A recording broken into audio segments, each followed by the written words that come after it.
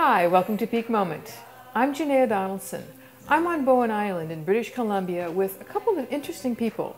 Brian Hoover, Shasta Martinuk, thank you for joining me.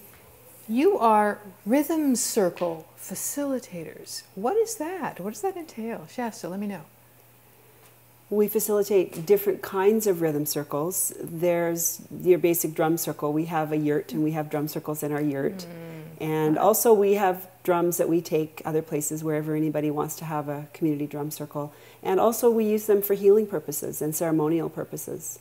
And then there's another rhythm process that we are certified teachers of, which is called TaKeTiNa, also known as Rhythm for Evolution. And we have a song circle, which we call the Island Village Song Circle, which we also consider to be a form of rhythm circle because music is, one of the main elements of music is rhythm. We've gotten to share a little bit in your song circles, and they're lovely. Brian, describe it for folks who haven't gotten to be there. What happens in a song circle? Well, the community song circle. Yeah, it's a great question. The song circle is different than a choir, and for two reasons. Aside from its actual physical formation of sitting in a circle and singing to the middle, it's more importantly, it's a non-performing group. Most choirs have some performance deadline or something, and it creates a certain kind of pressure on people, musical pressure. And that's completely missing in the song circle. There's no intention of the circle turning out and facing some audience. So right away, people are more relaxed, and the chances of people coming who feel challenged around singing are much greater than in a choir. With a community choir, I know there are people who say, I can't go to that, I can't sing. It's the biggest hurt that people carry in this culture, along with rhythm. So song circle is meant, it's held out to give people an opportunity to come and experience singing together, which has got huge therapeutic value. Oh, it does. I mean, part of what the gift of the song circle is that you're not reading music, so you don't have to read music. You're not reading lyrics. You know, the form of it, and I say, Shasta, you're incredibly gifted with this, is you do call and response on many of them. So you'll sing it out and we echo it. So we're learning to sing with our ears and we're learning to sing with everyone else. And you make it very safe. Just like, you know, it's not about perfect. You know, yeah, glorious imperfection. Yes, I love that. It's like, I mean, even though I can read music and sing in choirs, just to allow glorious imperfection, oh, good. And that's totally true. Pretty much everything Brian said about the song circles applies to also the drum circles and this TaKeTiNa process that we're certified teachers of. It's also people standing in a circle or sitting, sometimes in pairs or trios, but often standing in a circle, and the facilitation is done from the center of the circle. So again, there's no, you know, performing to any kind of an audience. There's no audience. It's a process that's just for the people in the circle. And the beauty of it is, the same as you've experienced with the song circle, is that the facilitators are also part of the process. Right, there's no leader, conductor quite. Right. We're not separate from the process. We're leading the process and we're facilitating the group, but we're very much in it with them. Life is great, don't waste it away, let everybody sing. Sing, sing, sing, with all the love you can bring. For life is great, don't waste it away, let everybody sing. Now, I think many of us can imagine what it's like to sing together. I mean, around the campfire is sort of what it reminded me of a little bit. But TaKeTiNa, tell us, what is this? What is that like? TaKeTiNa is a process that was created by an Austrian percussionist named Reinhard Flatischler in response to his awareness. He traveled around the world as a young man studying various percussion traditions. And he noticed wherever he went, he noticed a bunch of things, that the rhythms had the same underpinnings, because he sees things in a certain kind of way that showed him that whether you were in Korea or Brazil or Africa or Cuba or Puerto Rico, there were these same archetypes that underpin the rhythms. And the other thing he noticed was that everywhere in the world that he went, it's a natural part of people's culture to move in rhythm together in some form of either circle dance or, you know, you see those classic people dancing at a wedding in the Middle Eastern, you know, everyone's shoulders around other people's shoulders dancing. We don't do that in the Western world, or very rarely. Yeah. And so he created this process, or developed this process over a period of decades in response to this gap. There's a huge gap in our musical training, in our musical awareness, in the way that we have music in our lives in the Western world. And it's to our great detriment that we don't move together and sing together in this way. So TaKeTiNa is a way of people connecting with the deepest part of themselves, connecting with each other, connecting with rhythm, connecting with the kinds of archetypes that govern the nature of the universe. The forces of spirals. That's and, big. Yeah, the Fibonacci sequence, all those things show up in these rhythms, in this rhythmic process. The picture I get, and I've not experienced this, so this will be an introduction for me as well to find out. The picture I get is that if he's getting sort of the essential rhythms of life, of the universe, right? He's trying to get to, or is, and reconnecting us with that. Is that fair, Brian? Absolutely. Since you're part of this, how would you try and describe that's a great what's description. not describable? Yeah, that's a great description in that the structures that we use are really, really simple, and they're elemental, and they show up in nature and the universe.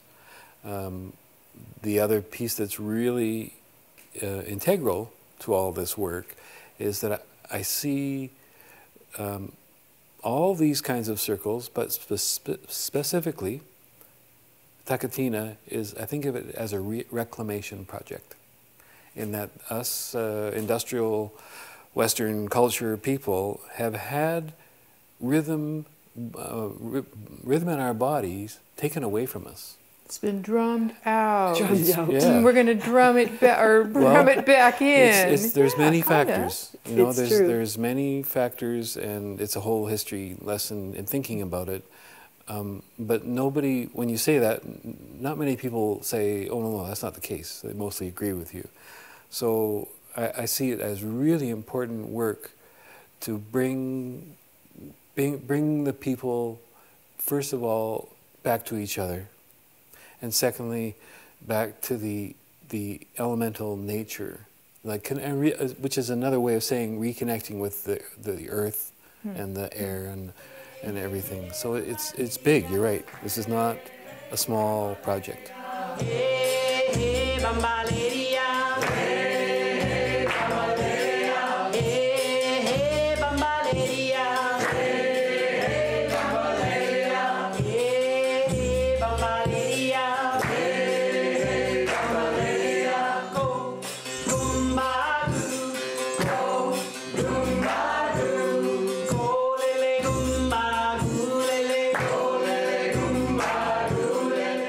I can imagine that in our culture where we've had music and rhythm, you know, you have to be a specialist, you have to take lessons, you have to, you know, I find myself a little apprehensive at the thought because, you know, do I need to be coordinated? Sports, I mean, all those things that require expertise in this culture. You could spend the entire weekend workshop, if you came to one of our TaKeTiNa workshops, you could lie down on the floor the entire time. We have had people come to our workshops and essentially spend the entire weekend lying on the floor. You're still in the rhythm.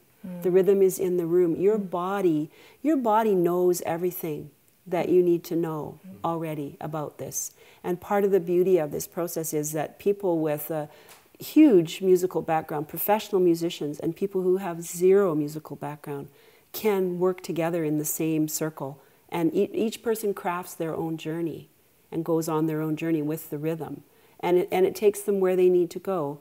It's, as Brian said, it's about reclaiming our essential connection with rhythm. You know, that workshop we did with Carolyn, we talked about how our disconnection with the earth is this great trauma that we're all in recovery from. It's the same thing with rhythm. Our disconnection from rhythm has traumatized us as a society. And so this is, and so there's a great healing aspect. In addition to the things that Brian was referring to, there is a great body of research that's going on right now with the TaKeTiNa Institute, where they are, you can see it on Reinhardt's website, tah-kuh-teen-uh.com. There's a whole page about the research that they're doing, where they're finding out what's going on with our central nervous system while we're actually engaged in this process, and how the effect it has on our brain. Wow. The halves of our brain synchronizing with each other, and various other things that I don't want to misquote, so it's best if you look it up. But it's fascinating, and it's basically hard science corroborating what Reinhardt intuited and what he's known all along, and what anybody who does this can immediately feel the effect it has on their central nervous system.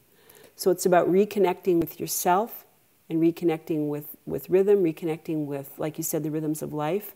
And the group itself has its own journey as well.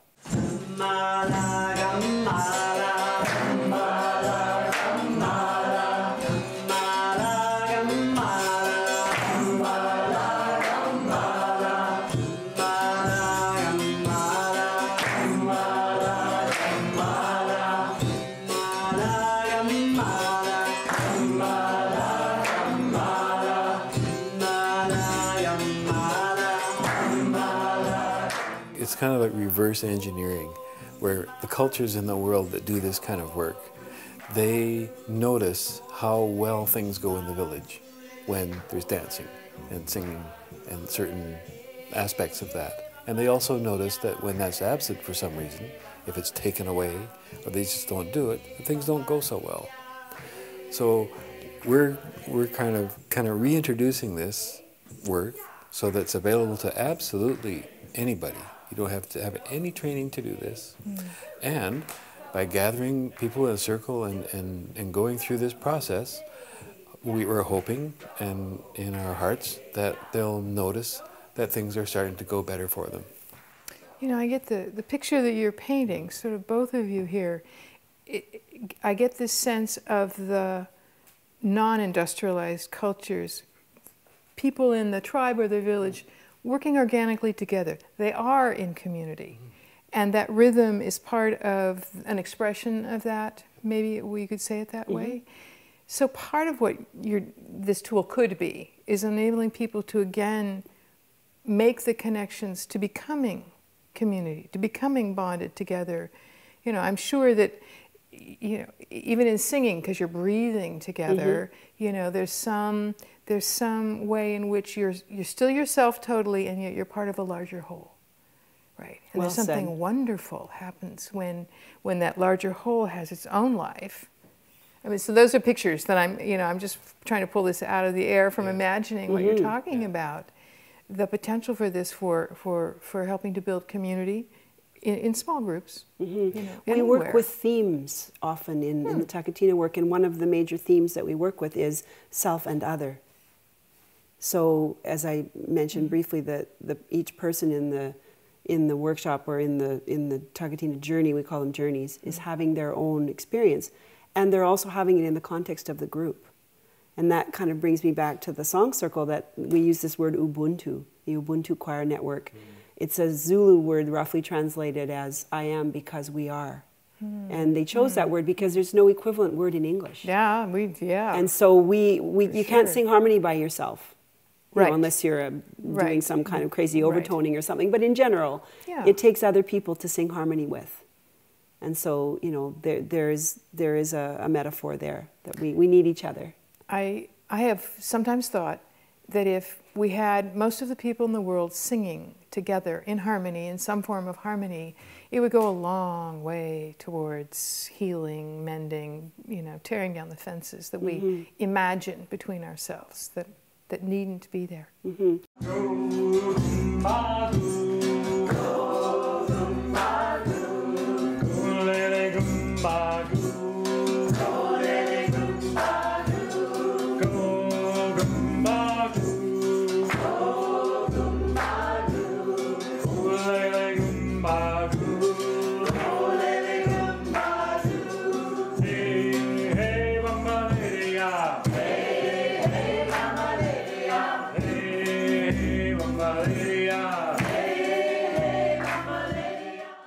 To me, it creates a real feeling of balance. Like after that last weekend I did, the whole week I felt like I was just riding on this lovely current of pulsation, vibration, and I was able to kind of calm myself in ways normally I might not do. I might get a bit more like revved up. So it's like, it's meditation, but you're moving. And then you get to sit and everything just integrates and rewires. I mean, it does rewire the brain from my perspective. So the kind of singing that we do in TaKeTiNa is call and response singing. That's one of the ways that we lead the group, is through call and response singing. So we'll give a call and then the group calls it back. And those calls are not thought about in advance necessarily. They're not arbitrary, but they come through the group. It's part of our role as facilitators, wouldn't you say, that we have to sense what the group needs. Do they need something that's going to energize them? Do they need something that's going to calm them down? What does the group need? What are some of the other themes that you think would be? Well, one thing that's important is that, Janae, a few moments ago, you described something wonderful happening in a circle, as in the world. It would be a great thing. Sometimes that happens, and it is always a good thing.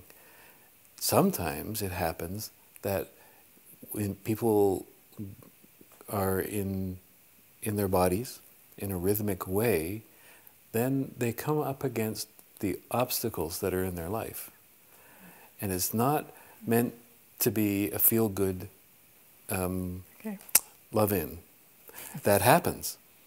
It always, at some point, it can happen. And lots of times, if there's some place in your life that you have some resistance, or some place where you may have some denial, or those things that the stuff in the shadow. Yeah. Then we all have. By going into elemental rhythm, being witnessed, and just hanging out in that space, you're going to bump up against the same things in rhythm that you do in your own personal life.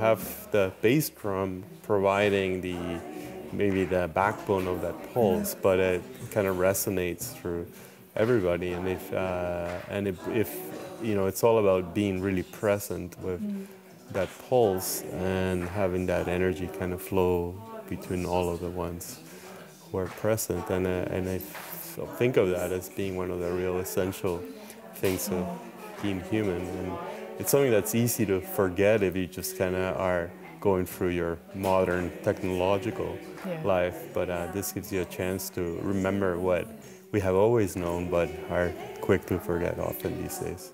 Can I tell the story about the facilitators the other night? Yes, that was wonderful. We did. We had the great joy and privilege of doing a TaKeTiNa journey with a group of facilitators who had all gathered for a retreat that was for facilitators. Yeah. And so there's one little exercise that we got them to do in trios where it involves the sound traveling around the circle, and it can get quite chaotic, which is deliberate. Chaos is a deliberate part of the process. That's another modality or polarity we work with, is chaos and order. And they have this wonderful word they use called chaotic, which is walking that edge between chaos and order. So which is why they thought TaKeTiNa would be a good fit for their process. So anyway, we set them up in these trios and we gave them this exercise to do.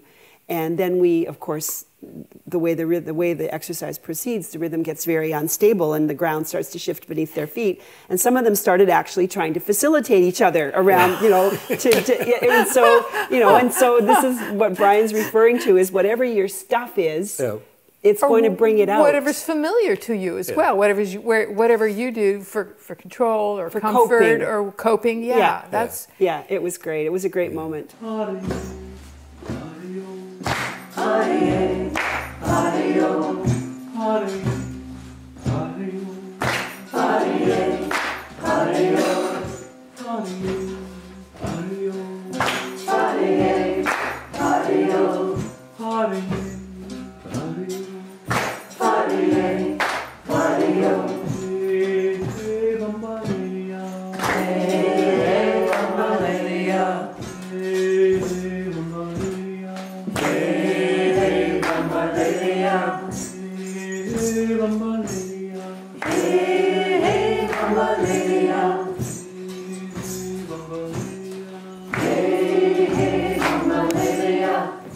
I'd like to share a TaKeTiNa moment in a non-TaKeTiNa setting. Sure.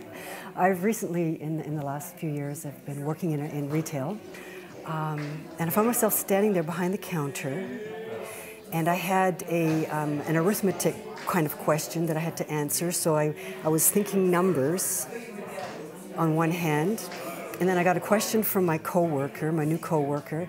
Some issue came up, and I had to start processing that to come to an answer and a resolution. And then there was a third issue that came up over here on the other side of me with this big crowd around me. And I was on the spot. I had to think in real time, respond in real time. And for a moment, I could feel myself processing all these three issues kind of at once. And I stayed present with all of them, came up with the answers and gave them out. And one of the first things I thought, wow, that was a TaKeTiNa experience. That was a TaKeTiNa moment, because I could feel the same kind of processes happening at times when I do TaKeTiNa. There are things happening simultaneously, rather, and I'm present and I'm feeling them all. And there's almost this physical sensation when this kind of process goes on. And it's really wonderful. It's alive. I feel alive. I feel more competent and flexible and connected. I would guess, my sense of you is that the space that you create for us to bump against our stuff is a safe one. It's not about judgment. That's right. Yeah, it's crucial that people understand that every step of the way is invitational.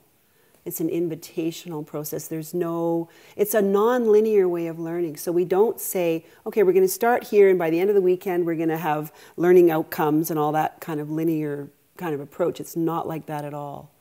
As I said in the beginning, someone could spend the whole weekend lying down and they would still get a tremendous benefit. So every step of the way, we invite people to go at their own pace, to only do what they feel they're ready to do, and to just have it be, just to be wherever they are with it.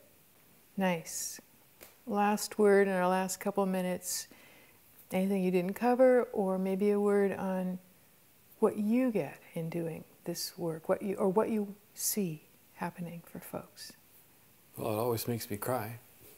Aww. You have a big heart, Brian. And that's beautiful. Yeah. It's been an incredible thing for our personal relationship. We've been together for 35 years. And just today we were just having a brainstorm about our upcoming weekend and talking about just the ways that we can plan things together. And I said, and I mean this, I said, I think in the last 5 years, we've been able to be more honest and open with each other than we were in the first 30 years of our relationship. Mm-hmm. And it's because this process has brought us up against the stuck places. And it's either you get through them or you can't proceed in the work. Mm-hmm. So that's been an enormous benefit for us personally. Thank you. Thank you for trying to share what I'm sure is indescribable, but also for the work you're doing, for your healing and to facilitate the healing for other people.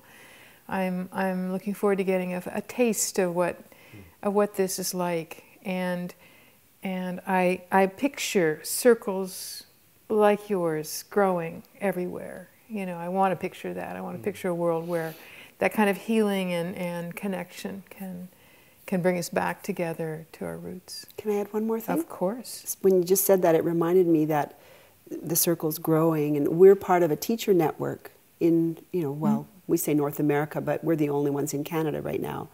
But there's a growing number of teachers in the US, and we're affiliated with them because there are people that we trained with.